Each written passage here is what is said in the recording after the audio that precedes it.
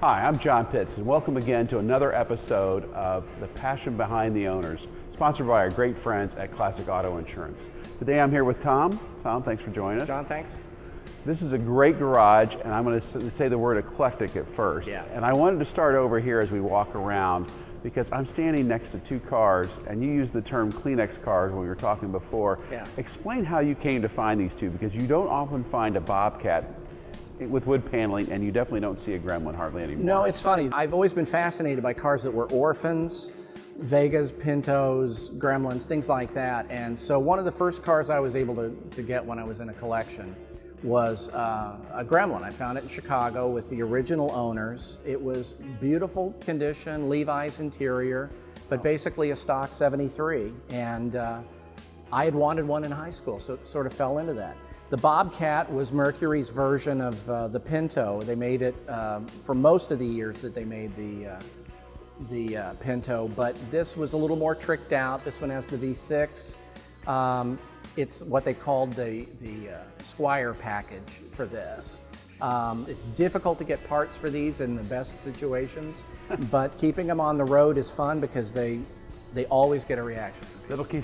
These kind of cars will keep you searching the internet for the right part. Very much. It took me almost 2 years to get a fuel tank sending unit for this car. This is an amazing car, obviously a 63 Corvette. What is this powered by? They were all powered by 327 cubic inch engines, but they had 4 horsepower ratings, 250, 300, 340, and then the fuel injected 360. And this has the highest carb rated, the 340. Let's move a little bit.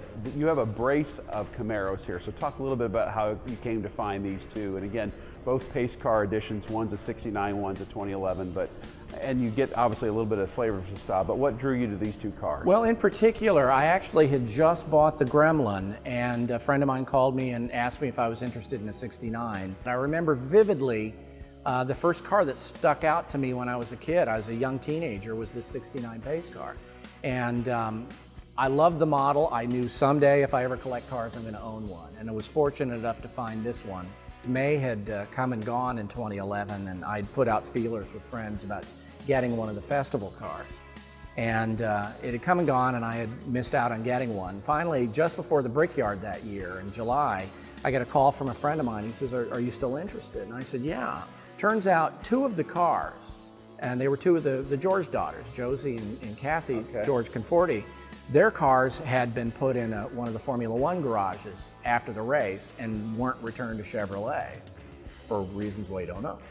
And so I said, yes, I'd definitely be interested in one of them. So Tom, as we walk through your collection, one thing that did stand out to me, because it is not a U.S. car, is this beautiful Aston Martin.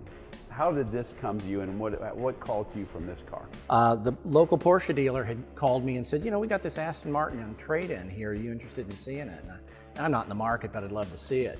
And so I get up to the dealership. It's on the showroom floor. And oh, God, they're very pretty. Nobody can deny that. No. And so I said, is it possible to drive the car? I mean, who isn't going to want to drive? Right. And if they're going to offer it, sure. So they said, yeah, they would drive it out of the showroom, and then we'd get in it. Then they started it. This is the first and only time I've ever bought a car because of what it sounded like the first time they turned it over. Sensation. Oh my God, yeah. This was one of those things where it was like, sold. All we had to do was talk price. So let's talk about your Chrysler Dodge Challenger Pace Car. Well, the story with this particular car is I like to have cars that either are actual Pace cars or have festival heritage. I've got a 57 Mercury that was the actual Pace car in 57. The SSR was an actual. In festival cars, this one really lit me up because I found the car here in Indiana. Most people are familiar with the infamous 1971 Eldon Palmer story at the track. But what was nice about it was the one year where there were no manufacturers who were willing to step up and produce a Pace car. So the 4 Indianapolis Dodge dealers at the time got together, principally through Eldon Palmer, and decided to provide all of the cars. 51 cars were made, and they were all this Hemi-orange, white interior, white tops. And this particular car had been owned by the same woman since new. It is one of the 500 festival cars documented. It's one of only 2 that had the 383 cubic inch two barrel. Most of them were 318s, if I remember correctly. Most were 318s. There were two 340s, and this is one of the two 383s. Okay. The actual two pace cars were 383 four barrels. Okay, wow. Well, it is certainly a beautiful car. And again, your passion ranges from obviously your interest to the Bobcat, the Germlin, through Corvettes, Yeah. through pace cars, and it's really great that you would share it with us today. Thank My you for pleasure. having us. The collection's insane.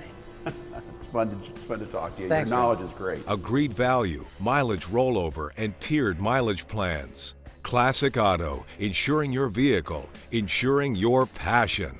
Call or click Classic Auto today.